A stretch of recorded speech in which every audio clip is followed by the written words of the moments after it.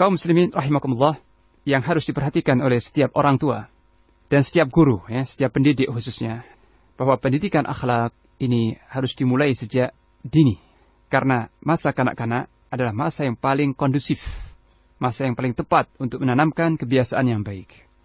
Yang dimaksud dengan pendidikan akhlak adalah pembiasaan seorang anak untuk berakhlak baik dan berperangai luhur. Sehingga hal ini menjadi pembawaannya yang tetap. Jadi pembawaan dan karakter yang tetap senantiasa menyertainya setelah anak ini beranjak remaja atau dewasa.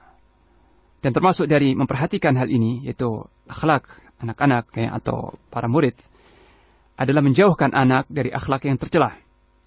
Seorang anak akan tumbuh sesuai dengan kebiasaan yang ditanamkan oleh orang tua atau sang pendidik terhadapnya. Terkait ini, Ibnul Qayyim rahimahullah berkata dalam kitabnya Tuhfatul Maudud, termasuk sesuatu yang sangat dibutuhkan oleh anak kecil adalah perhatian terhadap perkara akhlaknya. Karena ia akan tumbuh sesuai dengan apa yang dibiasakan oleh pendidiknya di masa kecilnya. Ini yang sangat dibutuhkan oleh anak-anak kita, oleh murid-murid kita, yaitu perhatian terhadap akhlaknya, tidak dibiarkan, tidak didiamkan, atau diabaikan tentang akhlak ini. Diarahkan, perhatikan.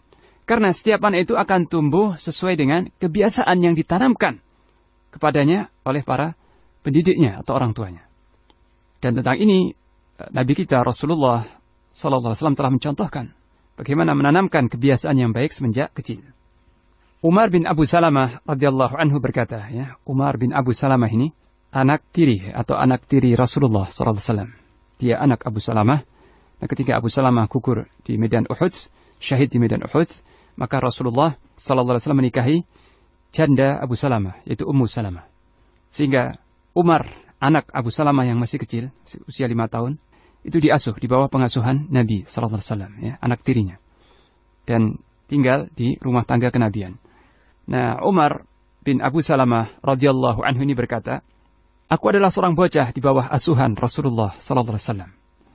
Dan pada saat makan bersama, tanganku berpindah-pindah ke sana dan ke sini.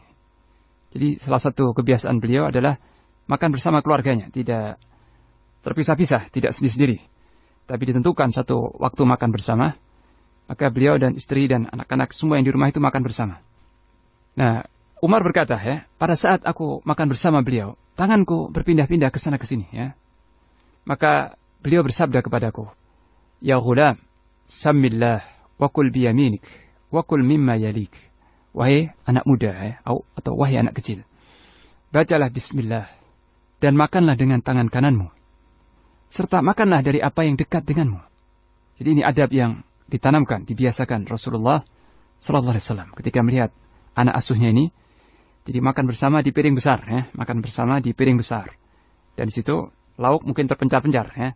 Nah, si Umar kecil ini tangannya kesana kemari meraih lauk yang ada di hidangan di piring besar itu. Tidak mencukupkan dengan apa yang di depannya, tapi kesana kesini. Maka beliau menasihati dengan lemah lembut, dengan penuh kasih sayang. Tidak memarahi atau bersikap keras, tidak, tapi menegur dan menasihati. Wahai anak muda, ya, sebutlah bismillah dan makanlah dengan tangan kananmu, serta ambillah dari apa yang di depanmu, yang dekat denganmu. Maka Umar bin Abu Salamah berkata, "Fama zalat tilka ti'mati ba'du." Maka sejak itu, begitulah cara makanku selalu. Sejak nasihat Nabi SAW itu, seperti itulah cara makanku. Hadis riwayat Al-Bukhari dan Ahmad. Jadi dengan pembiasaan seperti itu, maka anak itu terbiasa. Senantiasa mengucapkan bismillah ketika akan makan. Selalu menggunakan tangan kanan dan mengambil dari apa yang di depannya, di dekatnya. Jadi dengan pembiasaan itu, maka itu menjadi akhlaknya setelah itu. Begitu pula, saya teringat dengan Imam Al-Bukhari rahimahullah. Beliau diberitahu oleh gurunya, ya, semenjak kecil. Jangan sampai engkau ghibah, wahai Bukhari, ya. Namanya Muhammad bin Ismail. Jangan sampai engkau ghibah, wahai Muhammad. Dan itu hukumnya haram. Maka Al-Bukhari berkata, sejak aku diberitahu bahwa ghibah itu haram, ya, membicarakan keburukan orang, ya, membicarakan keburukan kawan, teman. Sejak aku diberitahu bahwa ghibah itu haram dan aku dicegah, maka aku tidak pernah ghibah lagi semenjak itu. Semenjak kecil. Mungkin semenjak 5 tahun atau 6 tahun. Diberitahu oleh gurunya bahwa ghibah itu haram. Allah membenci dan melarang keras ghibah. Maka dia berkata, semenjak itu aku tidak pernah ghibah. Dan aku berharap nanti di hari kiamat, aku tidak mendapati dalam buku catatanku ada catatan merah ghibah. Aku berharap seperti itu. Nah, ini pentingnya pendidikan akhlak semenjak dini, semenjak anak-anak. Jangan dibiarkan ketika anak itu berbicara sesukanya, berbuat sesukanya, jangan. Harus ditegur, diarahkan, tetapi dengan lemah lembut, dengan keteladanan, dengan doa-doa dari orang tua. Wallahu a'lam bishawab. Wassallallahu ala nabiyyina Muhammad wa ala alihi wa sahbihi wasallam.